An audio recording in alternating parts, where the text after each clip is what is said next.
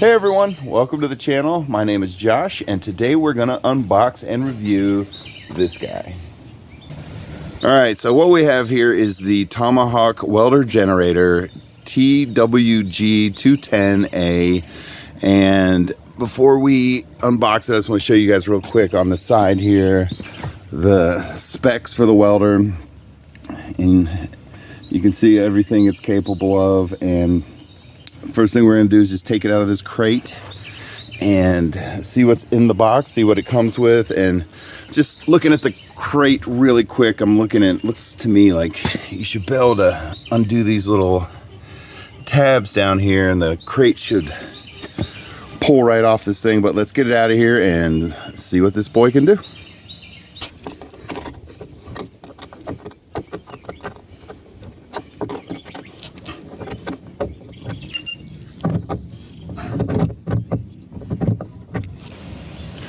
All right, we got all the tabs at the bottom of the crate released, and let's go ahead and pull it off and see what's in there.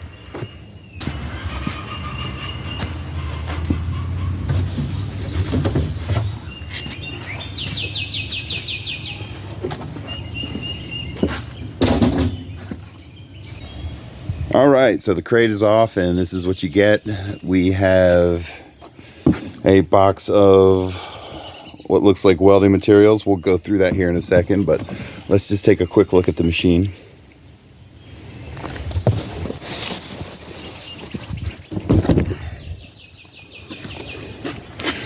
All right, let's just pull the plastic off.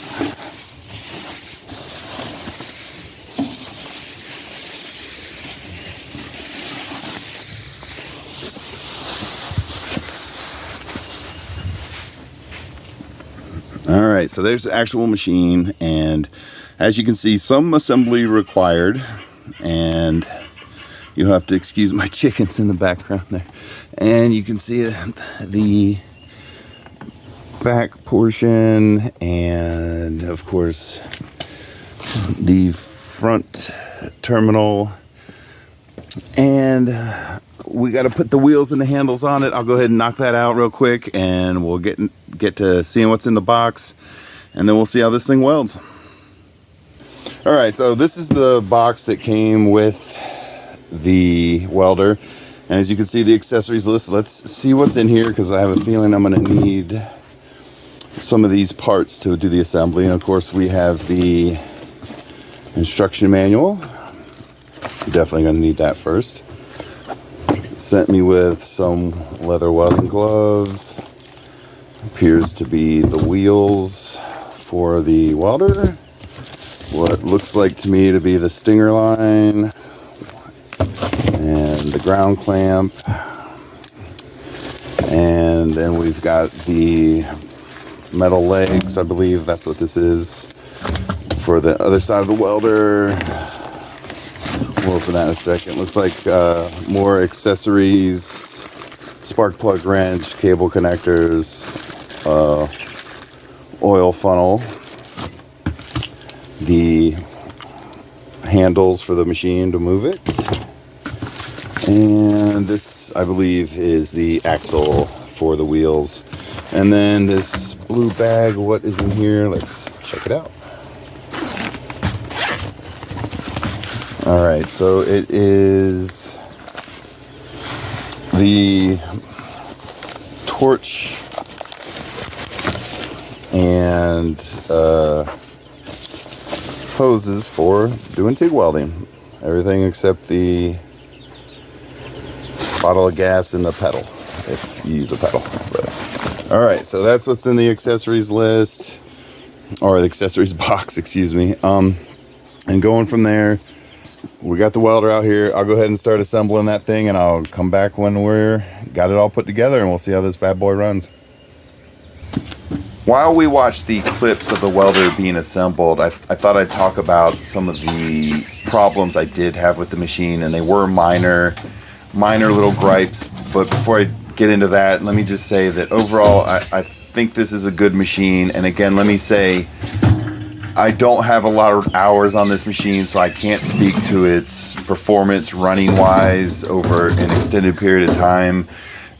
this is a new machine to me, so as time goes on, I'll be able to speak on its performance. But just as far as the packaging and how the machine arrives and what it comes with, I thought the company did a very good job.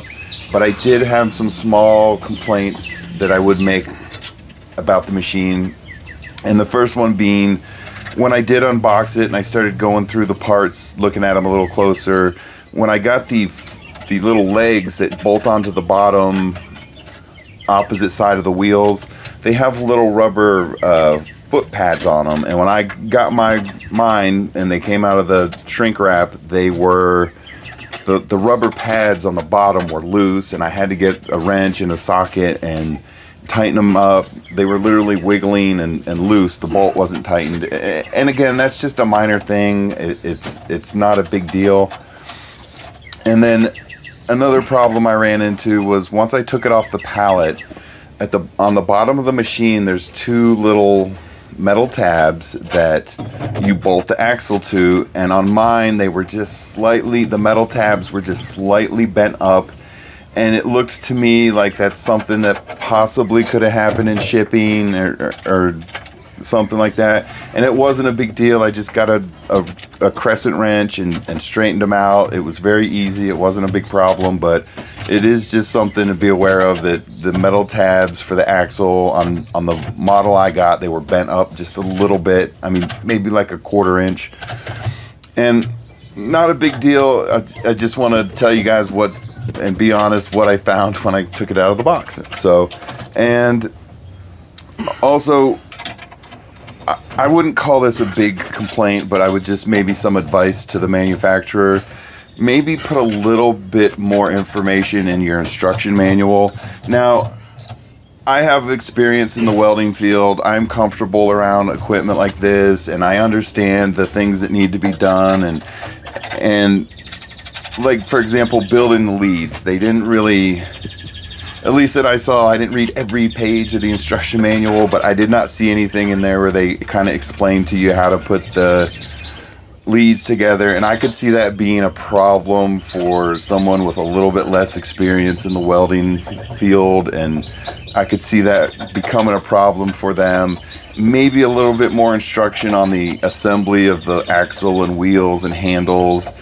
I didn't personally have a problem with it, but I could see it being a problem for someone with a little less knowledge about how these machines operate and things like that. But that's just me making an observation, not really a criticism. If I was to give the company any advice, I would suggest maybe put a little bit more information for assembly and operation instructions into the instruction manual, and that's really all I would say about that.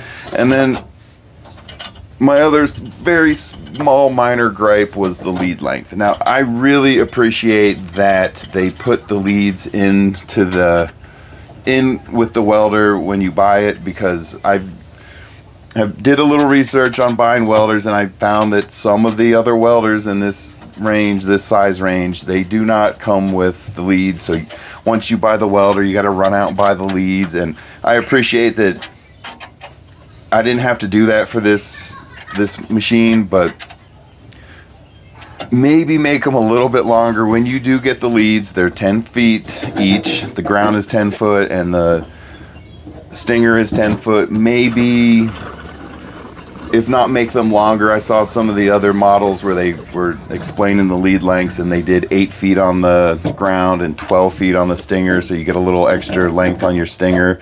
Maybe try something like that, or maybe just make the leads a little bit longer overall. 10 feet's a little bit short for welding, but I understand it's a mobile welder, and it kind of comes with the territory. But those would be my only other minor complaints about this machine. And again, I would say they're incredibly minor, and those would be my only complaints about this machine. Other than that, I think it was a great little machine. It came with everything you needed except the oil. It did come with a battery, which is a good thing.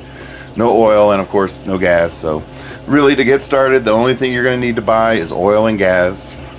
and that's pretty cool. And like I said, the battery was in there. It was ready to go. You just had to connect it. So all right, we finished final assembly. We put gas in the machine, oil in the machine, connected the batteries, did the wheels, did the handles. We should be ready to go. Built the weld leads. Just got to plug them in and see if this bad boy will start. All right.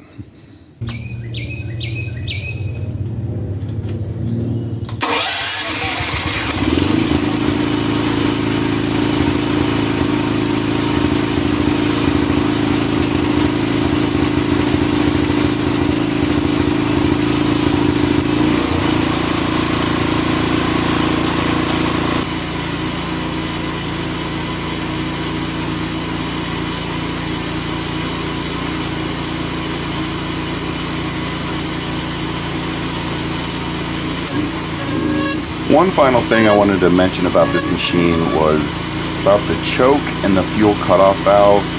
This machine has a choke and a fuel cutoff valve, and they're kind of in a really difficult place to reach. I didn't really get this in the video either, but to reach the fuel shutoff valve, you have to reach your hand almost up into the middle of the machine, and it's kind of similar with the choke. It's in a very difficult position to reach, so it's just something to be aware of if you're thinking about buying this machine. The choke and the fuel shutoff valve are just really difficult to reach, and especially if you have bigger hands. So just to let you guys know what's going on with the functioning of the machine.